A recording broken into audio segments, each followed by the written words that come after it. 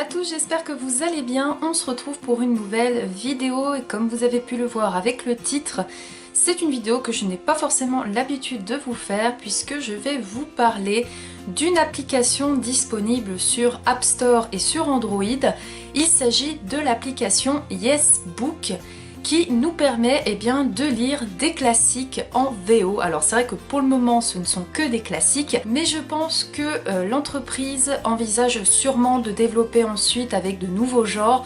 En tout cas, si je possède cette réponse, je vous la mettrai dans l'article sur mon blog. Vous devez vous dire alors pourquoi tu as découvert cette application. Eh bien j'ai été contactée directement par l'entreprise YesBook pour tester leur application, et je préfère tout de suite vous prévenir, je ne suis pas rémunérée pour faire cette vidéo, c'est un accord entre l'entreprise et moi parce que j'avais envie de tester cette application et que c'est vrai que j'aimerais bien lire en VO de plus en plus souvent, et je me suis dit c'est vrai que cette application m'a l'air d'être vraiment super pour réussir à lire en VO de manière plus facile et interactive. YesBook, c'est une entreprise qui propose des livres en VO. Elle nous permet, grâce à son application YesBook, de télécharger des livres qu'on achète sur leur plateforme et ensuite de les lire en VO, et si on ne comprend pas, il nous suffit de déposer le doigt sur la phrase qu'on ne comprend pas et ça nous la traduit en français sans traduire tout le reste du texte si on a envie de continuer de lire en anglais, et ça c'est vraiment super. Donc ma vidéo va se décomposer de la manière suivante. Je vais tout d'abord vous expliquer comment fonctionne cette application, les différents livres qu'elle propose. Je vous ferai ensuite part de mon avis, qu'il soit positif ou négatif. Bon, je vais être honnête avec vous, j'ai voire pas trouvé de choses négatives à dire sur cette application, parce que honnêtement j'ai beaucoup apprécié la découvrir. Et je préfère vous prévenir également, restez jusqu'à la fin de la vidéo car il y aura une surprise. C'est parti, je vous en parle tout de suite. Donc quand on ouvre l'application YesBook, on a donc l'accueil qui nous propose les différents livres qu'il propose. Donc vous voyez, il y a The Haunted Hotel, vous avez Charles Dickens, vous avez Washington Irving. Quand on va sur les différents onglets, on a également comment ça marche, donc le petit i qui tout simplement nous explique le principe de YesBook, comment faire si on ne comprend pas une phrase justement pour qu'elle soit traduite en français. On a également l'explication des différents niveaux de difficulté en anglais, donc A2, B1, B2, etc. Là, c'est vraiment toutes les questions que l'on peut se poser par rapport à comment utiliser l'application. On a ensuite la boutique. Bon là, je pense que j'ai pas besoin de vous expliquer à quoi ça sert. C'est pour justement acheter de nouvelles œuvres. Donc vous voyez, c'est beaucoup de classiques pour le moment. On a donc Charles Dickens, on a Alice au pays des merveilles, et vous voyez que les prix diffèrent en fait. Vous n'avez pas non plus le même nombre de pages, ça varie entre 47 par exemple et 145. Donc c'est quand même des petites œuvres justement pour prendre en main plus facilement les histoires en VO. Donc vous voyez, il y a vraiment de tout, il y a des romans espagnols, anglais, etc. Donc vous choisissez l'écrivain que vous voulez, l'œuvre que vous voulez, et ensuite il vous suffit de l'acheter. Et vous voyez, vous pouvez très bien filtrer la langue choisie. Donc par exemple, je vais prendre italien. Je veux que ça soit des nouvelles ou autres. Là par exemple, je ne vais pas choisir parce que je m'en fous. Et je fais filtrer. Et donc là, vous voyez, il me sort Giovanni Episcopo et Il Principe. Donc après, voilà, si je veux l'acheter, je n'ai plus qu'à. Ensuite, on a l'onglet Mes livres. Donc là, c'est les livres que j'ai. Donc, si vous vous inscrivez, de toute façon, vous avez en livre offert Sherlock Holmes, A Scandal in Bohemia. Donc là, par exemple, si vous voulez vous inscrire à l'application, il vous suffit de rentrer votre adresse mail, un mot de passe. Et là, vous pouvez directement lire Sherlock Holmes. Et donc moi, vous voyez que j'ai La légende de Sleepy Hollow. Donc je retournerai dessus après pour vous montrer comment prendre en main l'application. On a également contactez-nous, donc là si vous avez quelque chose à leur faire part, des questions ou autres, vous pouvez. Voilà, vous avez donc à juste mettre vos coordonnées. Et on a également mes paramètres. Alors mes paramètres, c'est pour modifier votre compte, le mot de passe, etc. Donc je retourne dans mes livres, je vais sur The Legend of Sleepy Hollow. Et donc j'ai mis une page au hasard, hein. Mais si je remonte un petit peu par exemple, vous voyez comment c'est écrit. Alors au début, je me suis dit c'est vrai que c'est écrit assez petit, parce que moi de toute façon je suis myope et ça me fatigue vite les yeux. Mais vous avez différents boutons que vous pouvez voir, une loupe, 3 petits tirets et un plus. Et si vous allez dans le plus, vous voyez qu'en bas vous avez des flèches pour soit choisir le numéro de page où vous voulez aller, voilà comme ceci. Soit sauter carrément des passages, mais là par exemple moi je n'ai pas forcément de chapitre donc ça ne m'en saute pas. Et là vous avez le grand A et le petit A qui vous permet de régler la police. Donc vous voyez là ça peut être très petit en fait, et là très très gros. Le point d'interrogation nous ramène au petit i d'information, donc si vous avez des questions. Le petit plus dans un petit onglet, c'est pour marquer la page, donc ça fait un marque-page. Voilà, donc si vous le mettez en bleu, c'est que vous avez marqué la page. Si vous décochez, c'est que c'est enlevé. Et à droite, c'est tous les marque-pages que vous avez mis. Donc moi, par exemple, quand je lisais, pour pas perdre la page parce que j'avais peur, je mettais le marque-page. Et là, si je reclique sur une page, hop, ça me ramène à la page que j'ai demandé. Voilà au niveau des options. Vous avez également donc les 3 petits traits qui vous mettent le sommaire s'il y a des chapitres, mais vu que moi c'est une nouvelle, il n'y en a pas. Le rechercher qui vous permet de rechercher un terme en particulier, donc là moi j'en ai aucun vraiment à citer, donc voilà, mais vous avez juste à taper ici. Et autre chose que je voulais vous montrer et qui est le plus important, il s'agit de comment traduire un passage qu'on ne comprend pas. Donc admettons, je vais me mettre au tout début d'une page, je n'arrive pas à comprendre le début de cette phrase, rien de plus simple que sélectionner la phrase. Vous voyez qu'elle s'affiche en rouge pour montrer comme quoi c'est bien cette phrase-là qui est traduite. Et vous avez la traduction en français qui s'affiche en haut. Ce qui est super, c'est ça, c'est que la plupart du temps, on a des livres qui nous traduisent un passage qui n'est pas forcément celui qu'on ne comprend pas. Que là, c'est vraiment nous qui choisissons quel passage on ne comprend pas. Donc là, par exemple, moi c'est cette phrase et pas une autre que je n'ai pas compris. Et hop, ça me traduit. Après, je désélectionne, je peux continuer ma lecture. Et hop, dès qu'il y a une autre phrase que je comprends pas, je clique dessus et ça me la traduit. Et vous voyez, ça vous traduit vraiment la phrase en entier. Et au moins, vous avez vraiment l'œuvre en VO telle qu'elle. Et il vous suffit juste de traduire s'il y a un passage que vous ne comprenez pas. Donc vraiment, cette application est vraiment super. Elle est très très facile à prendre en main. Honnêtement, je m'attendais pas à ce que ça soit aussi simple parce que voilà, c'est de l'anglais.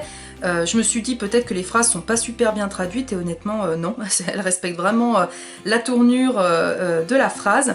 Donc vraiment, elle est très très très facile à prendre en main. Concernant maintenant mon avis sur Yesbook, j'ai que des points positifs à dire, dans le sens où c'est une application qui marche super bien, je n'ai pas eu de bug, j'ai eu aucun souci à me connecter. En plus de ça, quand on met le marque-page, ça garde bien la page, parce que c'est vrai que ça m'est déjà arrivé sur des applications, ça dépend lesquelles, où même si je mets le marque-page, ça me l'a perdu, ou ça l'enregistre pas correctement. Et bien là non, ça l'enregistre vraiment, du coup j'ai pu facilement revenir aux pages où j'en étais. Autre point positif que je peux que souligner, c'est que on peut lire le livre en anglais en entier. Et si admettons vous avez quand même un bon niveau d'anglais, mais voilà, il y a une phrase où vous buguez, vous n'arrivez pas à la comprendre, et bien plutôt que de faire comme on faisait jusqu'à présent, c'est-à-dire prendre le dictionnaire d'anglais à côté, essayer de traduire ou aller sur internet et faut recopier la phrase pour traduire, et bien là, il n'y a rien de plus simple à faire que de poser le doigt sur la phrase et d'avoir la traduction en français juste au-dessus. Et ça honnêtement, c'est super parce que je vais justement vous le comparer à autre chose que j'ai testé en anglais. Et pourtant, je trouve que c'est super. Il existe donc des livres où vous pouvez lire l'œuvre en anglais, mais vous avez les mots qui sont très compliqués dans la barre sur le côté en français pour vous aider à lire en anglais, mais en vous aidant quand même. Sauf que le problème, c'est qu'avec ces livres, en gros, c'est quelque part la maison d'édition qui choisit quel mot va être compliqué pour vous, lequel ne va pas l'être, et le problème, souvent, c'est que les mots qui sont compliqués pour eux ne sont pas les vôtres. Donc ça fait que oui, vous avez un mot qui est traduit, c'est bien, c'est cool, mais il y a peut-être un autre mot que vous n'avez pas compris, mais qui n'est pas traduit dans la marge en français. Et ça, honnêtement, c'est embêtant parce que du coup, un livre qui est censé vous aider à lire en anglais, finalement, ne va pas vous aider plus que ça, parce qu'il vous faudra toujours votre dictionnaire d'anglais à côté. Et c'est ça que j'ai trouvé vraiment super pratique avec cette application, c'est le fait que je n'ai pas à avoir en fait une traduction imposée, parce que c'était le cas pour les livres dont je vous parle. Là non, c'est vraiment, on vous donne le livre en anglais tel quel, et c'est à vous de choisir à quel moment vous avez besoin d'aide et de traduction. Si vous arrivez à le lire en entier en anglais, c'est super. Si vous êtes comme moi, c'est-à-dire qu'il y a des passages où il n'y a rien à faire, vous n'arrivez pas à les comprendre, et ça, même s'il y a des mots que vous comprenez, et ben là au moins ça vous traduit vraiment la phrase en entier, et je trouve ça super, parce que ça ne dénature pas le sens. Au début, je pensais que ça allait être un point négatif, et ça s'est avéré un point positif. C'est qu'au début, je me suis dit, mais mince, l'application est super, mais elle traduit une phrase. Mais si moi j'ai compris quand même à peu près la phrase, mais que c'est qu'un mot que je veux qu'elle traduit, le problème c'est qu'on ne peut pas, parce que ça traduit vraiment la phrase du début jusqu'au point final. Donc ça prend toute la phrase. Et je me suis dit, mais pourquoi ils n'ont pas fait qu'en gros, juste avec notre doigt, vous voyez, on surligne juste un bout de phrase qu'on n'a pas compris, mais pas la phrase entière. Et après mûre réflexion, je me suis dit, ça ne va pas. Parce que si déjà à un moment donné on a bugué sur un mot peut avoir une grande importance sur la compréhension de la phrase. Donc si on traduit que le mot qu'on n'a pas compris et qu'on n'arrive pas après à se remettre la phrase dans le bon sens, bah ça fait qu'on n'a pas compris le passage. Et honnêtement, je pense que c'est plus simple de clairement traduire la phrase pour vraiment qu'on comprenne ce qui se passe que de traduire un seul mot. Et surtout que des fois, bah, le mot, ok, on va l'avoir traduit, mais comme je vous dis, on n'aura pas compris le sens de la phrase et du contexte. Et du coup, je me suis dit, bah, en fait, non, ça peut pas être un point négatif, ça peut être qu'un point positif, parce qu'effectivement, quand on traduit une phrase entière, et on ne traduit pas qu'un passage. Parce que je ne sais pas si vous, ça vous est déjà arrivé, mais moi, ça m'arrive très souvent dans mes cours d'anglais. Quand je me mets à traduire qu'un mot, et bah, j'ai bien du mal à comprendre quand même la phrase. Hein, et je suis obligée, du coup, de traduire toute la phrase. Voilà. C'était juste pour vous expliquer qu'au début, je pensais que ça allait être un point négatif, et en fait, non.